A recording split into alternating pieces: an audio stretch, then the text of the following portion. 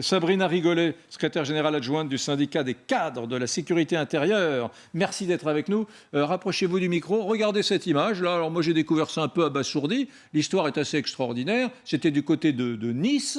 C'est le vendeur d'une supérette qui portait mal après une longue journée de travail. Ça, il a un tout petit peu baissé son masque sous le nez. Là, on voit beaucoup de gens qui font ça. Et alors, il a été tout simplement arrêté. Alors, ça ne s'est pas très bien passé.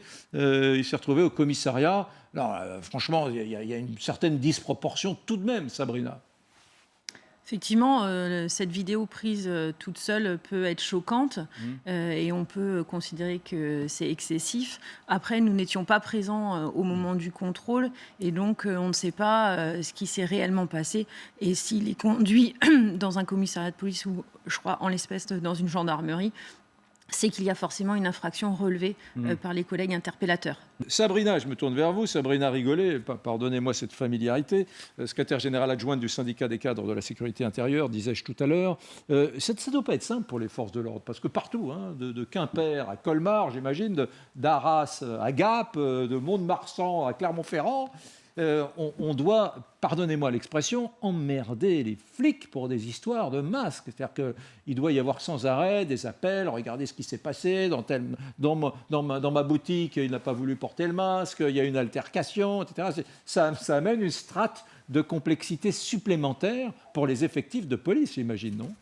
Effectivement, c'est tout l'équilibre de savoir quand est-ce qu'il faut intervenir et quelles mesures il faut exercer face à un non-port de masque. Est-ce qu'on était en zone où il était identifié que le port du masque était obligatoire ?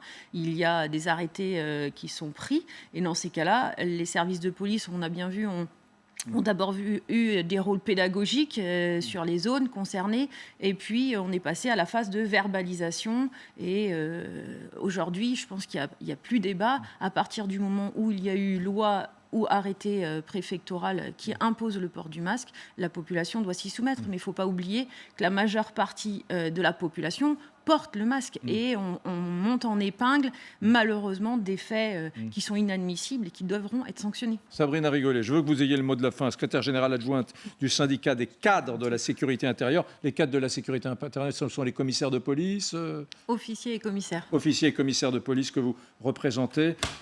Comment faire sincèrement ? Est-ce qu'on peut sortir de ce truc-là ? Vous savez, moi, mon avis, je ne suis qu'un citoyen, je suis très pessimiste. C'est une réalité. Ces espèces de lendemain de match, c'est Saint-Sylvestre, voilà, c'est nouveau depuis quelques années, on casse, on brûle, et j'ai peine à imaginer que demain, comme ça s'arrête. Je voudrais votre avis sur ce sujet. Effectivement, je pense que si on avait la solution collectivement, on aurait pris les dispositions pour que ça cesse.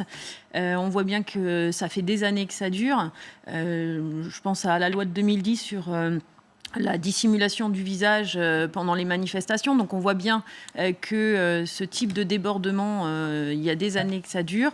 C'est insoutenable pour la population qui en est victime. Les services de police, tous les fonctionnaires engagés tentent de lutter effectivement avec les moyens qui sont à notre disposition. On espère effectivement que le civisme et la responsabilité des uns et des autres et peut-être le rôle de l'éducation seront sûrement les déclencheurs pour faire cesser. Pourquoi en France ça se passe de cette manière et pourquoi à l'étranger, quand on donne des règles strictes, elles sont respectées. Pourquoi voilà, Après les matchs du Bayern de Munich ou du Real Madrid, on ne casse pas la ville. C'est encore une fois un particularisme, un tropisme français tout à fait regrettable.